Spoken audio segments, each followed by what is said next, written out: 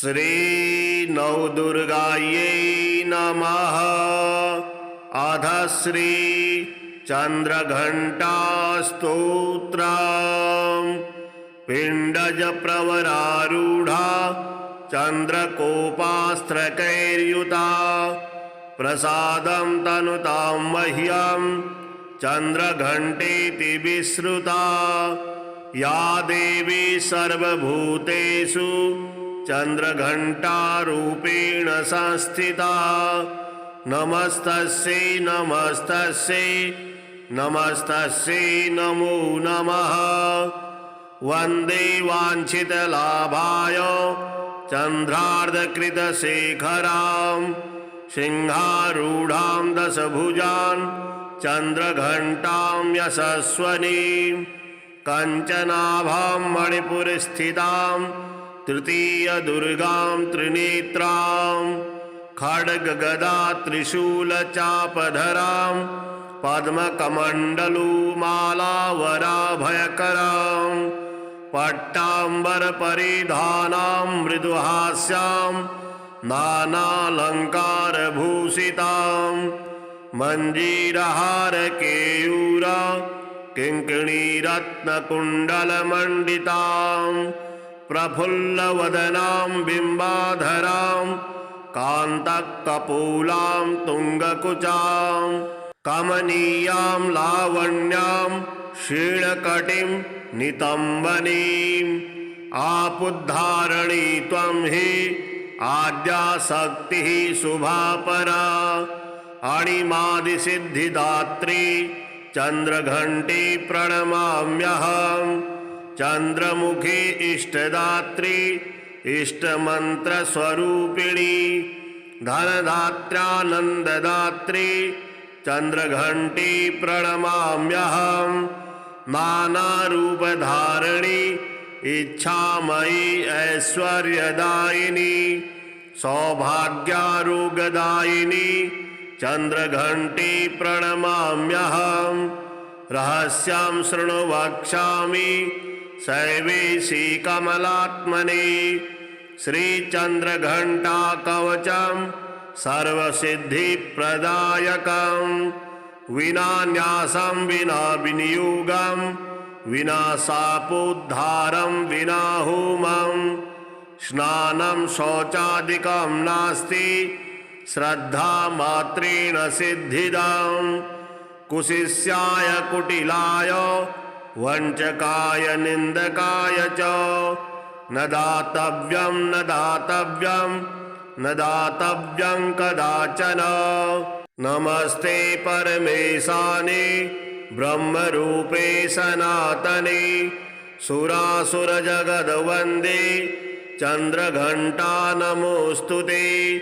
न ते प्रभावं जानन्ति ब्रह्माद्यास्त्रिदशेश्वरा। प्रसीद जगतामाद्ये चंद्रघंटा नमोस्तुते। अनादिपरमा विद्या देहिनां देहधारिणी।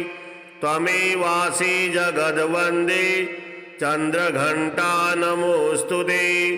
त्वं बीजं सर्वभूतानां त्वं बुद्धिश्चेतना धृतिः। त्वं प्रबोधस्य निद्रा च चंद्रघंटा नमोस्तुते।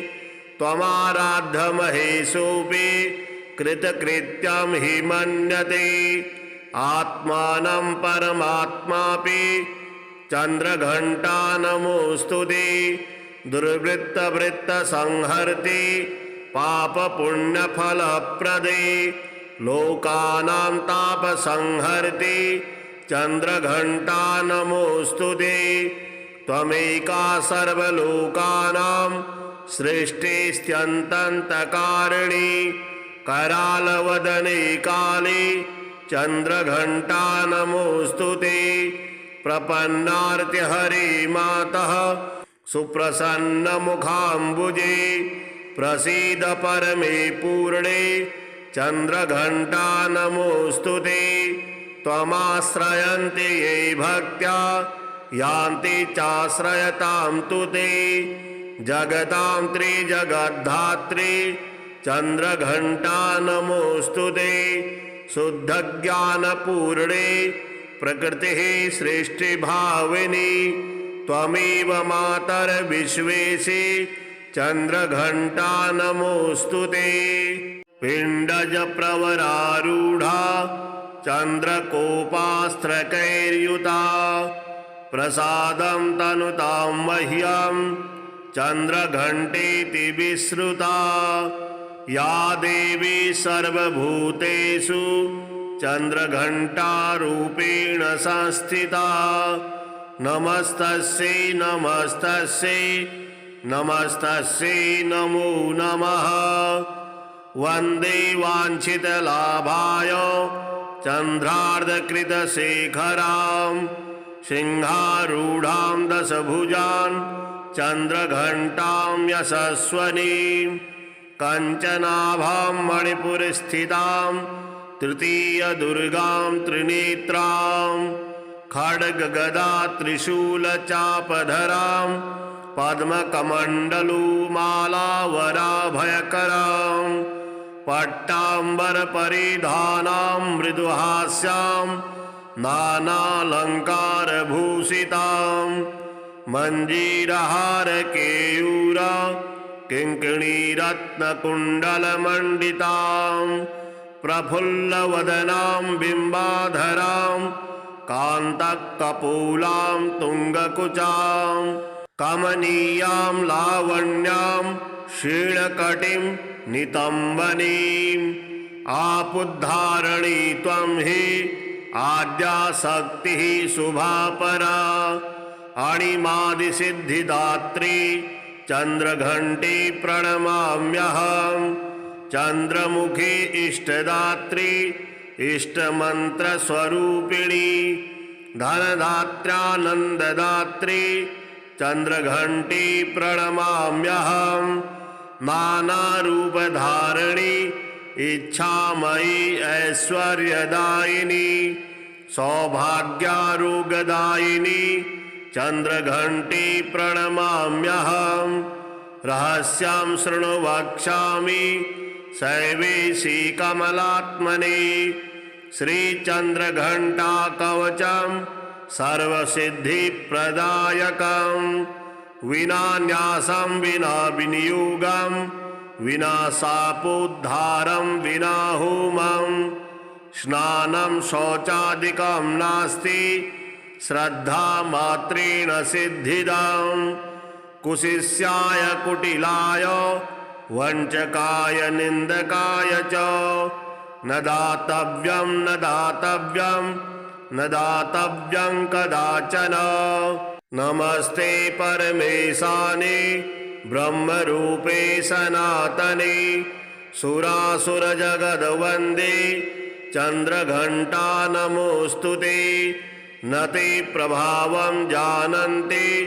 ब्रह्माद्यास्त्रिदशेश्वरा प्रसीद जगतामाद्ये चंद्रघंटा नमोस्तुते अनादिपरमा विद्या देहिनां देहधारिणी त्वमेवासि जगद्वन्दे चंद्रघंटा नमोस्तुते त्वं बीजं सर्वभूतानां त्वं बुद्धिश्चेतना धृतिः त्वं प्रबोधस्य निद्रा च चंद्रघंटा नमोस्तुते त्वमाराध्यमहेशोऽपि कृतकृत्यं हि मन्यते आत्मानं परमात्मापि चंद्रघंटा नमोस्तुते दुर्वृत्तवृत्तसंहर्ति पापपुण्यफलप्रदे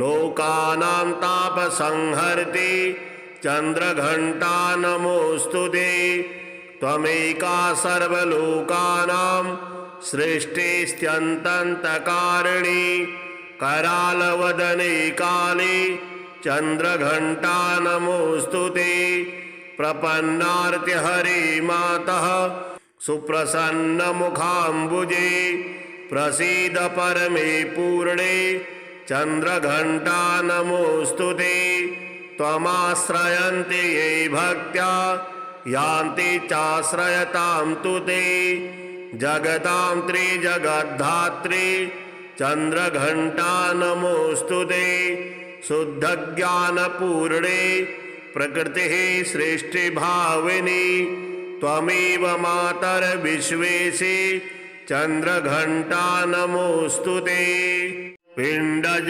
प्रवरारूढा चन्द्रकोपास्त्रकैर्युता प्रसादं तनुतां मह्यं चन्द्रघण्टेति विश्रुता या देवी सर्वभूतेषु चन्द्रघण्टारूपेण संस्थिता नमस्तस्यै नमस्तस्यै नमस्तस्यै नमो नमः वन्दे वाञ्छितलाभाय चन्द्रार्धकृतशेखरां सिंहारूढां दशभुजां चन्द्रघण्टां यशस्वनीं कञ्चनाभां मणिपुरस्थितां तृतीयदुर्गां त्रिनेत्रां खड्गगदा त्रिशूलचापधरां पद्मकमण्डलुमालावराभयकरां पट्टाम्बरपरिधानां मृदुहास्यां नानालङ्कारभूषितां मञ्जीरहारकेयूर किङ्किणीरत्नकुण्डलमण्डितां प्रफुल्लवदनां बिम्बाधरां कान्तकपोलां तुङ्गकुचां कमनीयां लावण्यां क्षीणकटिं नितम्बनीम् आपुद्धारणी त्वं हि आद्याशक्तिः शुभापरा अणिमादिसिद्धिदात्री चन्द्रघण्टे प्रणमाम्यहं चन्द्रमुखी इष्टदात्री इष्टमन्त्रस्वरूपिणी धनदात्र्यानन्ददात्री चन्द्रघण्टे प्रणमाम्यहं नानारूपधारिणी इच्छामयी ऐश्वर्यदायिनी सौभाग्यारोग्यदायिनी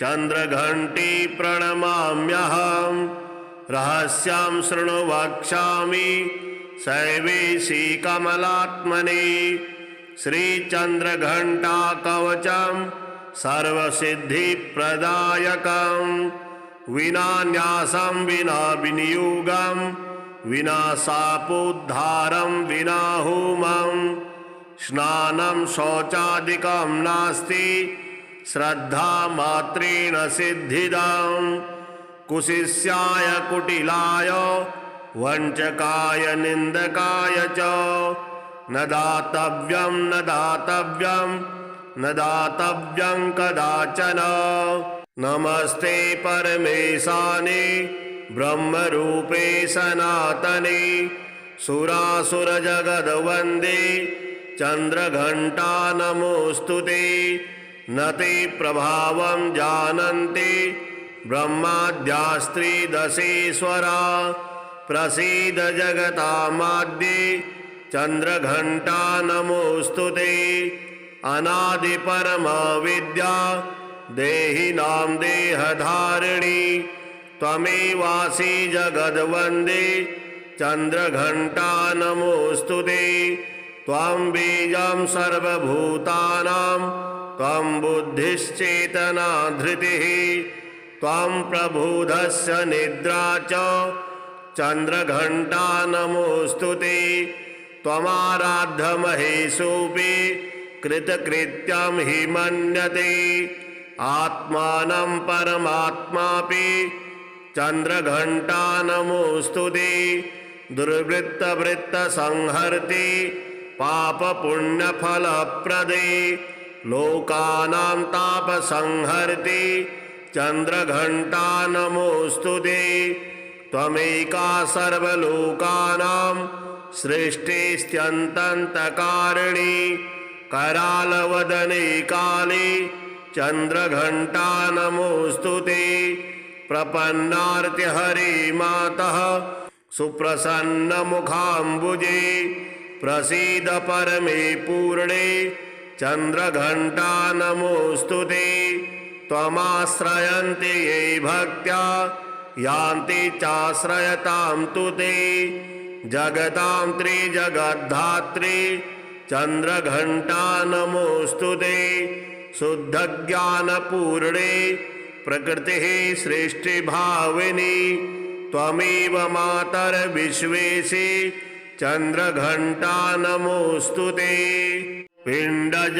प्रवरारूढा चन्द्रकोपास्त्रकैर्युता प्रसादं तनुतां मह्यं चन्द्रघण्टेति विश्रुता या देवी सर्वभूतेषु चन्द्रघण्टारूपेण संस्थिता नमस्तस्यै नमस्तस्यै नमस्तस्यै नमो नमः वन्दे वाञ्छितलाभाय चन्द्रार्धकृतशेखरां सिंहारूढां दशभुजां चन्द्रघण्टां यशस्वनीं कञ्चनाभां मणिपुरस्थितां तृतीयदुर्गां त्रिनेत्रां खड्गगदा त्रिशूलचापधरां पद्मकमण्डलुमालावराभयकरां पट्टाम्बरपरिधानां मृदुहास्यां नानालङ्कारभूषितां मञ्जीरहारकेयूरा किङ्किणीरत्नकुण्डलमण्डितां प्रफुल्लवदनां बिम्बाधरां कान्तकपोलां तुङ्गकुचां कमनीयां लावण्यां क्षीणकटिं नितम्बनीम् आपुद्धारणी त्वं हि आद्याशक्तिः शुभापरा अणिमादिसिद्धिदात्री चन्द्रघण्टे प्रणमाम्यहं चन्द्रमुखे इष्टदात्री इष्टमन्त्रस्वरूपिणी धनदात्र्यानन्ददात्री चन्द्रघण्टे प्रणमाम्यहं नानारूपधारिणी इच्छामयी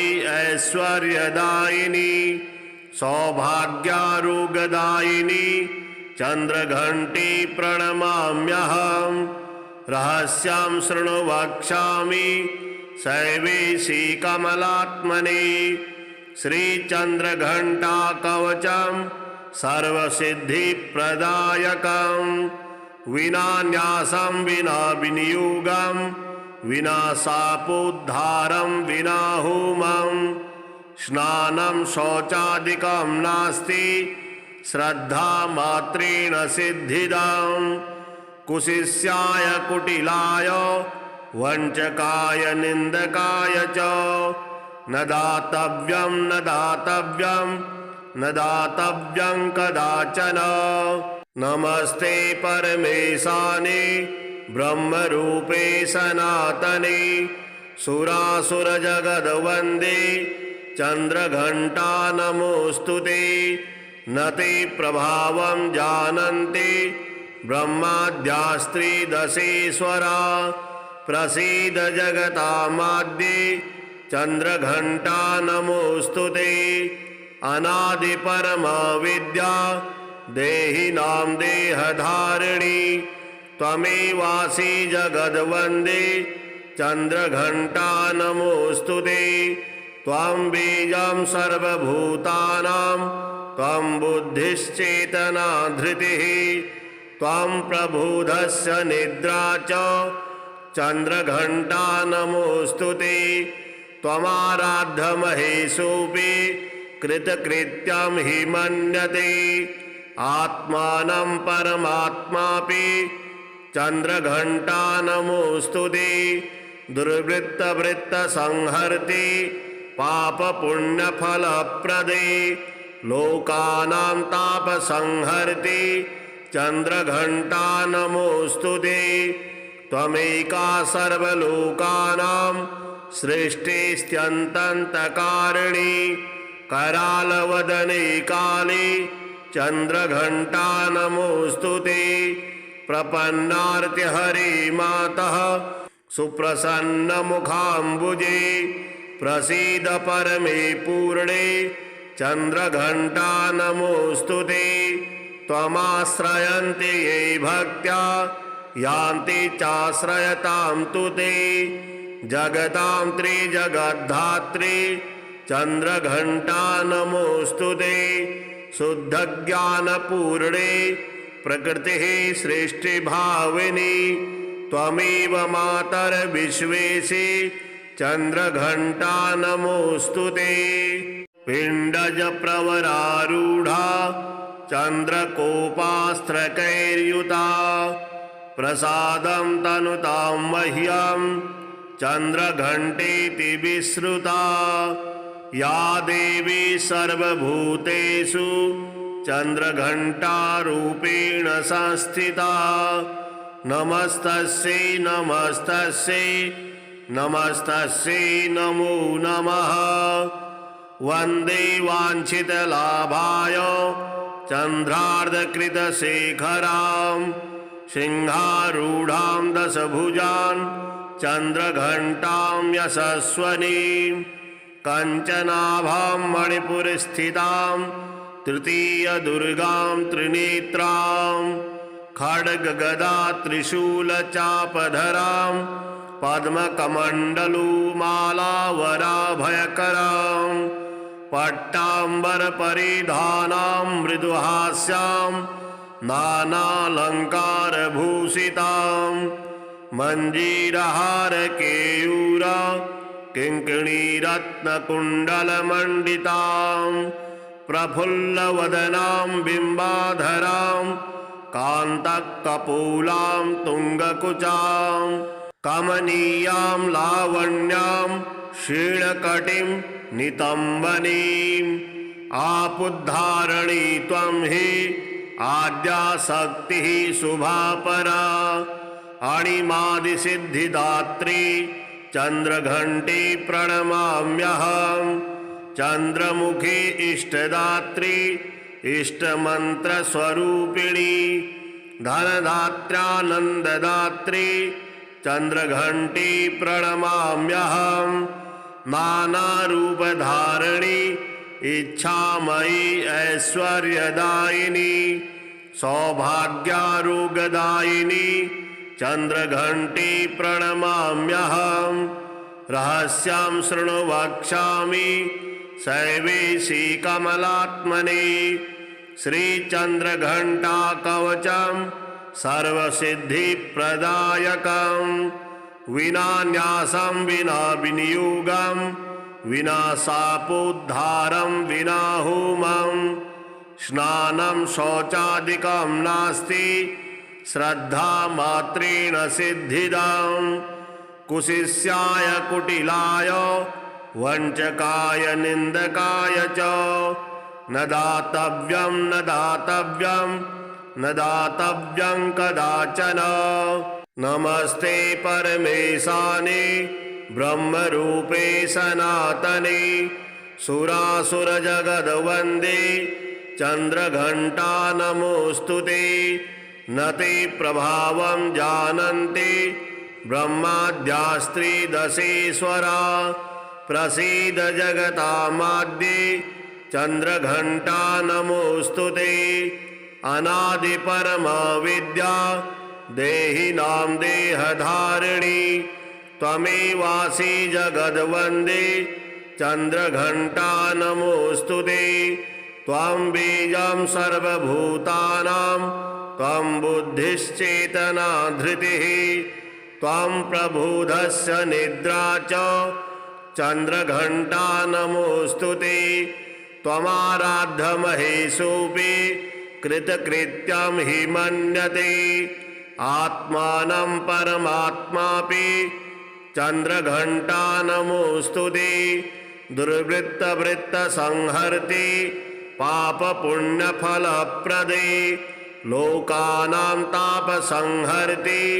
चन्द्रघण्टा नमोऽस्तु ते त्वमेका सर्वलोकानां सृष्टिस्त्यन्तन्तकारिणी करालवदने काले चन्द्रघण्टा नमोऽस्तु ते प्रपन्नार्तिहरे मातः सुप्रसन्नमुखाम्बुजे प्रसीद परमे पूर्णे चन्द्रघण्टा नमोऽस्तु ते त्वमाश्रयन्ति ये भक्त्या यान्ति चाश्रयतां तु ते जगतां त्रिजगद्धात्री चन्द्रघण्टा नमोऽस्तु ते शुद्धज्ञानपूर्णे प्रकृतिः सृष्टिभाविनी त्वमेव मातर्विश्वेशे चन्द्रघण्टा नमोऽस्तु ते पिण्डज प्रवरारूढा चन्द्रकोपास्त्रकैर्युता प्रसादं तनुतां मह्यं चन्द्रघण्टेति विश्रुता या देवी सर्वभूतेषु चन्द्रघण्टारूपेण संस्थिता नमस्तस्यै नमस्तस्यै नमस्तस्यै नमो नमः वन्दे वाञ्छितलाभाय चन्द्रार्धकृतशेखरां सिंहारूढां दशभुजां चन्द्रघण्टां यशस्वनीं कञ्चनाभां मणिपुरस्थितां तृतीयदुर्गां त्रिनेत्रां खड्गगदा त्रिशूलचापधरां पद्मकमण्डलुमालावराभयकरां पट्टाम्बरपरिधानां मृदुहास्यां नानालङ्कारभूषितां मञ्जीरहारकेयूरा किङ्किणीरत्नकुण्डलमण्डितां प्रफुल्लवदनां बिम्बाधरां कान्तकपोलां तुङ्गकुचां कमनीयां लावण्यां क्षीणकटिं नितम्बनीम् आपुद्धारणी त्वं हि आद्याशक्तिः शुभापरा अणिमादिसिद्धिदात्री चन्द्रघण्टे प्रणमाम्यहं चन्द्रमुखी इष्टदात्री इष्टमन्त्रस्वरूपिणी धनदात्र्यानन्ददात्री चन्द्रघण्टे प्रणमाम्यहं नानारूपधारिणी इच्छामयी ऐश्वर्यदायिनी सौभाग्यारोग्यदायिनी चन्द्रघण्टे प्रणमाम्यहं रहस्यं शृणु वक्ष्यामि शैवेशी कमलात्मने श्रीचन्द्रघण्टा कवचं सर्वसिद्धिप्रदायकं विना न्यासं विना विनियोगं विना शापोद्धारं विना होमं स्नानं शौचादिकं नास्ति श्रद्धामात्रेण सिद्धिदं कुशिष्याय कुटिलाय वञ्चकाय निन्दकाय च न दातव्यं न दातव्यं न दातव्यं कदाचन नमस्ते परमेशाने ब्रह्मरूपे सनातने सुरासुरजगद्वन्दे चन्द्रघण्टा नमोऽस्तु ते न ते प्रभावं जानन्ति ब्रह्माद्यास्त्रिदशेश्वरा प्रसीद जगतामाद्ये चन्द्रघण्टा नमोऽस्तु ते अनादिपरमविद्या देहिनां देहधारिणी त्वमेवासि जगद्वन्दे चन्द्रघण्टा नमोऽस्तु ते त्वं बीजं सर्वभूतानां त्वं बुद्धिश्चेतना धृतिः त्वं प्रबोधस्य निद्रा च चन्द्रघण्टा नमोऽस्तु ते त्वमाराध्यमहेशोऽपि कृतकृत्यं हि मन्यते आत्मानं परमात्मापि चन्द्रघण्टा नमोऽस्तु ते दुर्वृत्तवृत्तसंहर्ति पापपुण्यफलप्रदे लोकानां तापसंहर्ति चन्द्रघण्टा नमोऽस्तु ते त्वमेका सर्वलोकानां सृष्टिस्त्यन्तन्तकारिणी करालवदने काले चन्द्रघण्टा नमोऽस्तु ते प्रपन्नार्तिहरे मातः सुप्रसन्नमुखाम्बुजे प्रसीद परमे पूर्णे चन्द्रघण्टा नमोऽस्तु ते। त्वमाश्रयन्ति ये भक्त्या यान्ति चाश्रयतां तु ते। जगतां त्रिजगद्धात्री चन्द्रघण्टा नमोऽस्तु ते। शुद्धज्ञानपूर्णे प्रकृतिः सृष्टिभाविनी त्वमेव मातर्विश्वेशे चन्द्रघण्टा नमोऽस्तु ते। पिण्डज प्रवरारूढा चन्द्रकोपास्त्रकैर्युता प्रसादं तनुतां मह्यं चन्द्रघण्टेति विश्रुता। या देवी सर्वभूतेषु चन्द्रघण्टारूपेण संस्थिता। नमस्तस्यै नमस्तस्यै नमस्तस्यै नमो नमः। वन्दे वाञ्छितलाभाय चन्द्रार्धकृतशेखरां सिंहारूढां दशभुजां चन्द्रघण्टां यशस्वनीं। कञ्चनाभां मणिपुरस्थितां तृतीयदुर्गां त्रिनेत्रां। खड्गगदा त्रिशूलचापधरां पद्मकमण्डलुमालावराभयकरां। पट्टाम्बरपरिधानां मृदुहास्यां नानालङ्कारभूषितां। मञ्जीरहारकेयूर किङ्किणीरत्नकुण्डलमण्डितां। प्रफुल्लवदनां बिम्बाधरां कान्तकपोलां तुङ्गकुचां। कमनीयां लावण्यां क्षीणकटिं नितम्बनीम्। आपुद्धारणी त्वं हि आद्याशक्तिः शुभापरा। अणिमादिसिद्धिदात्री चन्द्रघण्टे प्रणमाम्यहम्। चन्द्रमुखी इष्टदात्री इष्टमन्त्रस्वरूपिणी। धनदात्र्यानन्ददात्री चन्द्रघण्टे प्रणमाम्यहम्। नानारूपधारिणी इच्छामयी ऐश्वर्यदायिनी। सौभाग्यारोग्यदायिनी चन्द्रघण्टे प्रणमाम्यहम्। रहस्यं शृणु वक्ष्यामि शैवेशी कमलात्मने। श्रीचन्द्रघण्टा कवचं सर्वसिद्धिप्रदायकं। विना न्यासं विना विनियोगं विना शापोद्धारं विना होमं। स्नानं शौचादिकं नास्ति श्रद्धामात्रेण सिद्धिदं।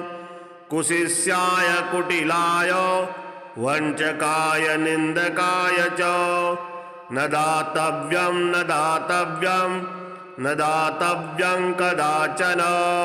नमस्ते परमेशाने ब्रह्मरूपे सनातने। सुरासुरजगद्वन्दे चन्द्रघण्टा नमोऽस्तु ते। न ते प्रभावं जानन्ति ब्रह्माद्यास्त्रिदशेश्वरा। प्रसीद जगतामाद्ये चन्द्रघण्टा नमोऽस्तु ते। अनादिपरमा विद्या देहिनां देहधारिणी त्वमेवासि जगद्वन्दे चन्द्रघण्टा नमोऽस्तु ते। त्वं बीजं सर्वभूतानां त्वं बुद्धिश्चेतना धृतिः। त्वं प्रबोधस्य निद्रा च चन्द्रघण्टा नमोऽस्तु ते। त्वमाराध्यमहेशोऽपि कृतकृत्यं हि मन्यते। आत्मानं परमात्मापि चन्द्रघण्टा नमोऽस्तु ते। दुर्वृत्तवृत्तसंहर्ति पापपुण्यफलप्रदे लोकानां तापसंहर्ति चन्द्रघण्टा नमोऽस्तु ते।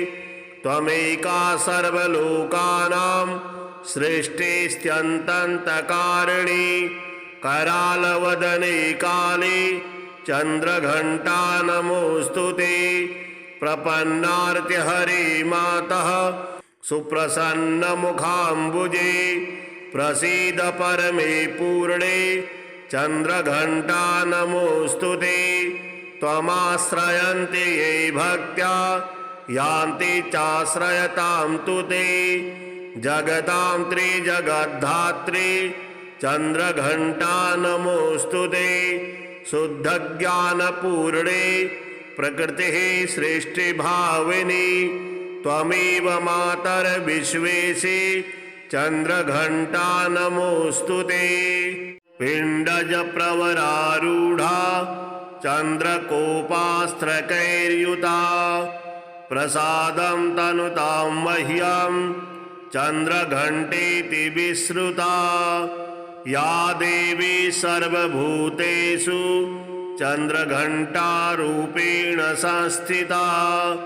नमस्तस्यै नमस्तस्यै नमस्तस्यै नमो नमः।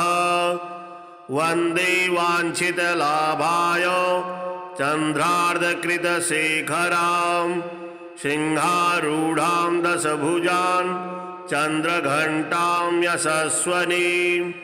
कञ्चनाभां मणिपुरस्थितां तृतीयदुर्गां त्रिनेत्रां। खड्गगदा त्रिशूलचापधरां पद्मकमण्डलुमालावराभयकरां। पट्टाम्बरपरिधानां मृदुहास्यां नानालङ्कारभूषितां। मञ्जीरहारकेयूरा किङ्किणीरत्नकुण्डलमण्डितां। प्रफुल्लवदनां बिम्बाधरां कान्तकपोलां तुङ्गकुचां। कमनीयां लावण्यां क्षीणकटिं नितम्बनीम्। आपुद्धारणी त्वं हि आद्याशक्तिः शुभापरा। अणिमादिसिद्धिदात्री चन्द्रघण्टे प्रणमाम्यहम्। चन्द्रमुखे इष्टदात्री इष्टमन्त्रस्वरूपिणी। धनदात्र्यानन्ददात्री चन्द्रघण्टे प्रणमाम्यहम्। नानारूपधारिणी इच्छामयी ऐश्वर्यदायिनी। सौभाग्यारोग्यदायिनी चन्द्रघण्टे प्रणमाम्यहम्। रहस्यं शृणु वक्ष्यामि शैवेशी कमलात्मने। श्रीचन्द्रघण्टा कवचं सर्वसिद्धिप्रदायकं। विना न्यासं विना विनियोगं विना शापोद्धारं विना होमं। स्नानं शौचादिकं नास्ति श्रद्धामात्रेण सिद्धिदं। कुशिष्याय कुटिलाय वञ्चकाय निन्दकाय च न दातव्यं न दातव्यं न दातव्यं कदाचन। नमस्ते परमेशाने ब्रह्मरूपे सनातने। सुरासुरजगद्वन्दे चन्द्रघण्टा नमोऽस्तु ते। न ते प्रभावं जानन्ति ब्रह्माद्यास्त्रिदशेश्वरा। प्रसीद जगतामाद्ये चन्द्रघण्टा नमोऽस्तु ते। अनादिपरमविद्या देहिनां देहधारिणी त्वमेवासि जगद्वन्दे चन्द्रघण्टा नमोऽस्तु ते। त्वं बीजं सर्वभूतानां त्वं बुद्धिश्चेतना धृतिः। त्वं प्रबोधस्य निद्रा च चन्द्रघण्टा नमोऽस्तु ते। त्वमाराध्यमहेशोऽपि कृतकृत्यं हि मन्यते। आत्मानं परमात्मापि चन्द्रघण्टा नमोऽस्तु ते। दुर्वृत्तवृत्तसंहर्ति पापपुण्यफलप्रदे लोकानां तापसंहर्ति चन्द्रघण्टा नमोऽस्तु ते। त्वमेका सर्वलोकानां सृष्टिस्त्यन्तन्तकारिणी। करालवदने काले चन्द्रघण्टा नमोऽस्तु ते। प्रपन्नार्तिहरि मातः सुप्रसन्नमुखाम्बुजे प्रसीद परमे पूर्णे चन्द्रघण्टा नमोऽस्तु ते त्वमाश्रयन्ति ये भक्त्या यान्ति चाश्रयतां तु ते जगतां त्रिजगद्धात्री चन्द्रघण्टा नमोऽस्तु ते शुद्धज्ञानपूर्णे प्रकृतिः सृष्टिभाविनी त्वमेव मातर्विश्वेशे चन्द्रघण्टा नमोऽस्तु ते पिण्डज प्रवरारूढा चन्द्रकोपास्त्रकैर्युता प्रसादं तनुतां मह्यं चन्द्रघण्टेति विश्रुता या देवी सर्वभूतेषु चन्द्रघण्टारूपेण संस्थिता नमस्तस्यै नमस्तस्यै नमस्तस्यै नमो नमः वन्दे वाञ्छितलाभाय चन्द्रार्धकृतशेखरां सिंहारूढां दशभुजां चन्द्रघण्टां यशस्वनीं कञ्चनाभां मणिपुरस्थितां तृतीयदुर्गां त्रिनेत्रां खड्गगदा त्रिशूलचापधरां पद्मकमण्डलुमालावराभयकरां पट्टाम्बरपरिधानां मृदुहास्यां नानालङ्कारभूषितां मञ्जीरहारकेयूरा किङ्किणीरत्नकुण्डलमण्डितां प्रफुल्लवदनां बिम्बाधरां कान्तकपोलां तुङ्गकुचां कमनीयां लावण्यां क्षीणकटिं नितम्बनीम् आपुद्धारणी त्वं हि आद्याशक्तिः शुभापरा अणिमादिसिद्धिदात्री चन्द्रघण्टे प्रणमाम्यहं चन्द्रमुखी इष्टदात्री इष्टमन्त्रस्वरूपिणी धनदात्र्यानन्ददात्री चन्द्रघण्टे प्रणमाम्यहं नानारूपधारिणी इच्छामयी ऐश्वर्यदायिनी सौभाग्यारोग्यदायिनी चन्द्रघण्टे प्रणमाम्यहं रहस्यं शृणु वक्ष्यामि शैवेशी कमलात्मने श्रीचन्द्रघण्टा कवचं सर्वसिद्धिप्रदायकं विना न्यासं विना विनियोगं विना शापोद्धारं विना होमं स्नानं शौचादिकं नास्ति श्रद्धामात्रेण सिद्धिदं कुशिष्याय कुटिलाय वञ्चकाय निन्दकाय च न दातव्यं न दातव्यं न दातव्यं कदाचन नमस्ते परमेशाने ब्रह्मरूपे सनातने सुरासुरजगद्वन्दे चन्द्रघण्टा नमोऽस्तु ते न ते प्रभावं जानन्ति ब्रह्माद्यास्त्रिदशेश्वरा प्रसीद जगतामाद्ये चन्द्रघण्टा नमोऽस्तु ते अनादिपरमविद्या देहिनां देहधारिणी त्वमेवासि जगद्वन्दे चन्द्रघण्टा नमोऽस्तु ते त्वं बीजं सर्वभूतानां त्वं बुद्धिश्चेतना धृतिः त्वं प्रबोधस्य निद्रा च चन्द्रघण्टा नमोऽस्तु ते त्वमाराध्यमहेशोऽपि कृतकृत्यं हि मन्यते आत्मानं परमात्मापि चन्द्रघण्टा नमोऽस्तु ते दुर्वृत्तवृत्तसंहर्ति पापपुण्यफलप्रदे लोकानां तापसंहर्ति चन्द्रघण्टा नमोऽस्तु ते त्वमेका सर्वलोकानां सृष्टिस्त्यन्तन्तकारिणी करालवदने काले चन्द्रघण्टा नमोऽस्तु ते।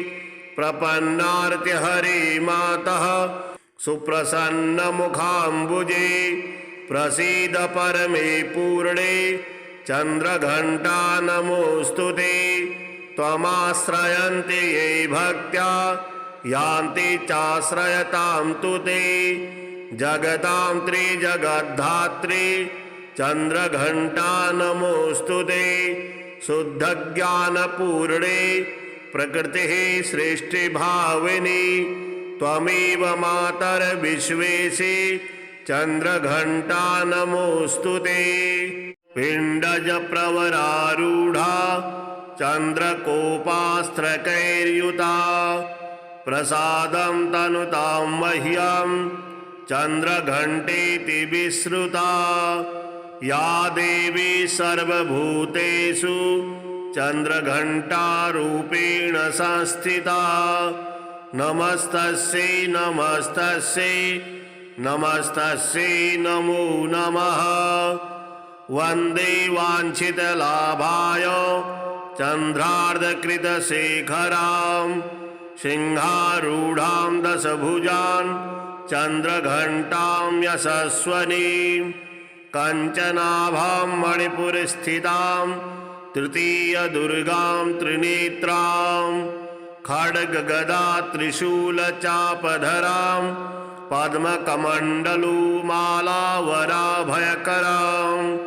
पट्टाम्बरपरिधानां मृदुहास्यां नानालङ्कारभूषितां। मञ्जीरहारकेयूरा किङ्किणीरत्नकुण्डलमण्डितां।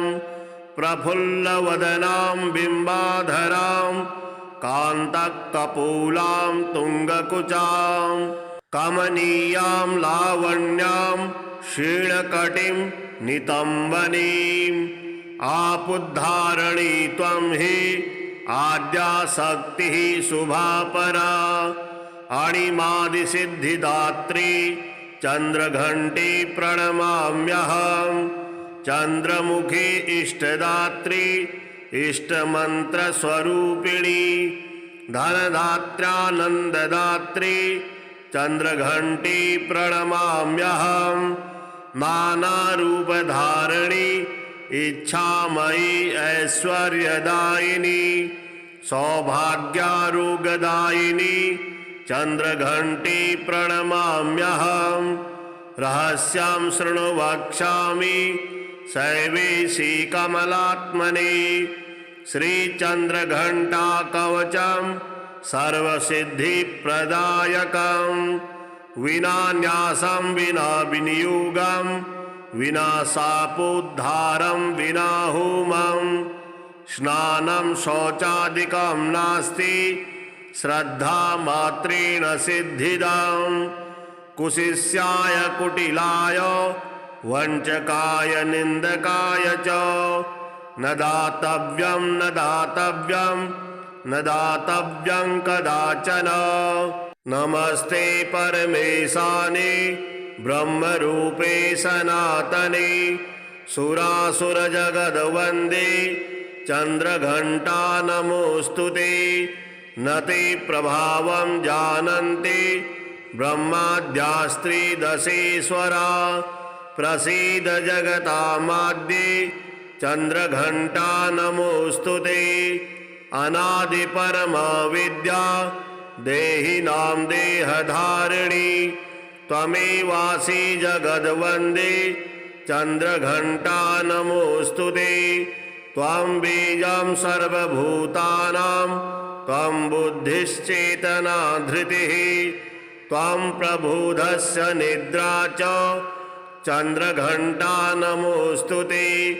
त्वमाराध्यमहेशोऽपि कृतकृत्यं हि मन्यते। आत्मानं परमात्मापि चन्द्रघण्टा नमोऽस्तु ते। दुर्वृत्तवृत्तसंहर्ते पापपुण्यफलप्रदे लोकानां तापसंहर्ते चन्द्रघण्टा नमोऽस्तु ते।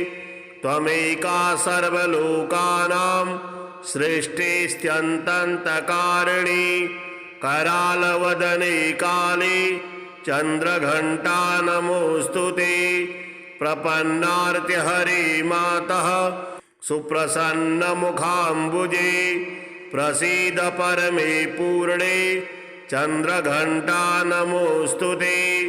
त्वमाश्रयन्ति ये भक्त्या यान्ति चाश्रयतां तु ते। जगतां त्रिजगद्धात्री चन्द्रघण्टा नमोऽस्तु ते।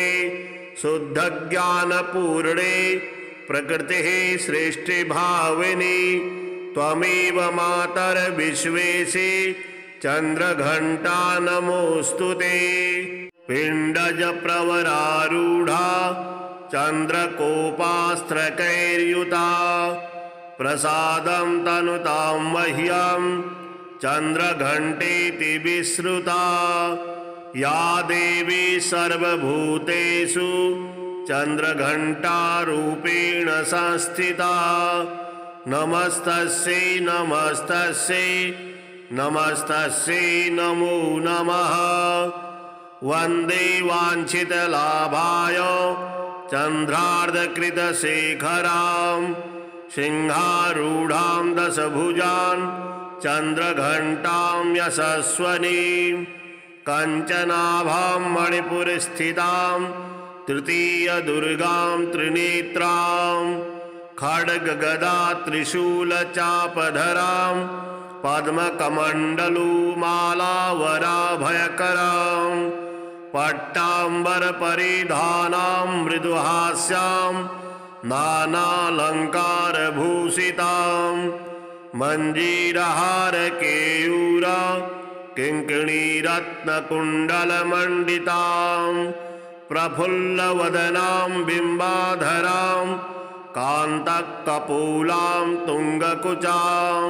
कमनीयां लावण्यां क्षीणकटिं नितम्बनीम्। आपुद्धारणी त्वं हि आद्याशक्तिः शुभापरा।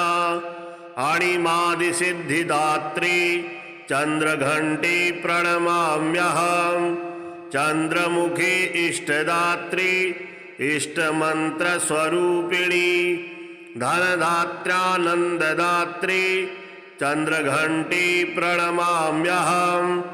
नानारूपधारिणी इच्छामयी ऐश्वर्यदायिनी। सौभाग्यारोग्यदायिनी चन्द्रघण्टे प्रणमाम्यहम्। रहस्यं शृणु वक्ष्यामि शैवेशी कमलात्मने। श्रीचन्द्रघण्टा कवचं सर्वसिद्धिप्रदायकं। विना न्यासं विना विनियोगं विना शापोद्धारं विना होमं। स्नानं शौचादिकं नास्ति श्रद्धामात्रेण सिद्धिदं। कुशिष्याय कुटिलाय वञ्चकाय निन्दकाय च न दातव्यं न दातव्यं न दातव्यं कदाचन। नमस्ते परमेशाने ब्रह्मरूपे सनातने। सुरासुरजगद्वन्दे चन्द्रघण्टा नमोऽस्तु ते। न ते प्रभावं जानन्ति ब्रह्माद्यास्त्रिदशेश्वरा। प्रसीद जगतामाद्ये चन्द्रघण्टा नमोऽस्तु ते। अनादिपरमविद्या देहिनां देहधारिणी त्वमेवासि जगद्वन्दे चन्द्रघण्टा नमोऽस्तु ते।